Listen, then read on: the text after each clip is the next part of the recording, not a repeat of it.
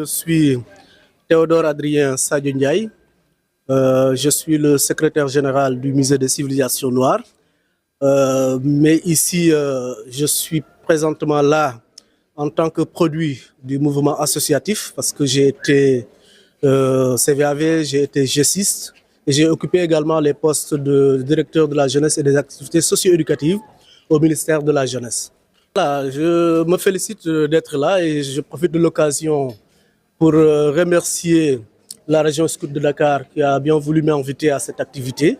Remercier également son partenaire Avocats sans frontières qui a financé ce projet-là.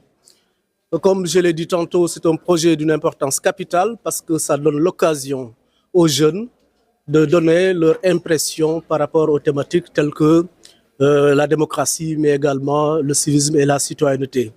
Nous savons tous que ces deux problématiques-là occupent une place centrale dans les politiques publiques, mais également constituent une problématique qui intéresse au plus haut niveau les ministères en charge de la jeunesse, de l'éducation, mais également de la culture.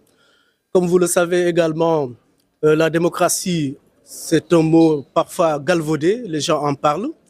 Et je pense que c'est le moment de redéfinir ce concept-là, mais surtout de donner aux jeunes l'occasion d'exprimer leur point de vue par rapport à ce concept, de donner leur conception par rapport à ce concept-là. Et au sortir de ces 3 jours de réflexion, je pense que des idées vont naître et que chacun aura l'occasion de s'exprimer librement par rapport aux définitions de ce mot ou de ces mots, tels que la démocratie, mais également le civisme et la citoyenneté. Je l'ai dit également, la citoyenneté constitue une problématique majeure pour les politiques publiques parce que nul n'est besoin d'être un sociologue pour savoir qu'actuellement au Sénégal, nous avons un sérieux problème d'incivisme, un sérieux problème de comportement, une véritable crise des valeurs qui nécessite ou qui interpelle chaque individu, mais également qui interpelle les pouvoirs publics, mais toutes les familles. Je l'ai dit également, la famille étant le premier creuset de socialisation de l'enfant, c'est au cœur de la famille qu'il faudra commencer à s'occuper de ces problématiques-là. Le parent, le papa ou le maman ne doit pas se considérer comme un dictateur, voilà, qui pense que c'est sa parole qui vaut de l'or. Tout ce qu'il dit, c'est cela qui doit être fait. Il faudra apprendre dorénavant à négocier avec les enfants, à donner aux enfants l'occasion de dire leur point de vue par rapport aux différents problèmes qui se trouvent dans la famille. Donc la démocratie commence au sein même des foyers.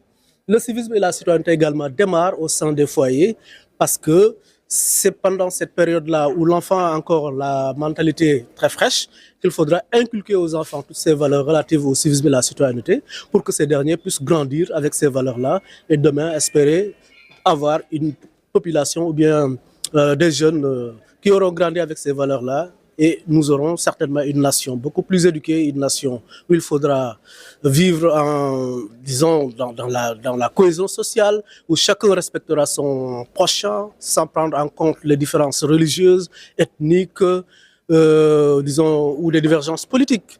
Que tout se fasse dans le respect de l'autre, que tout se fasse dans le respect des principes et des convictions des uns et des autres. Et si nous arrivons à ce niveau de mentalité-là, je pense que nous vivrons dans une société où il faudra bon vivre.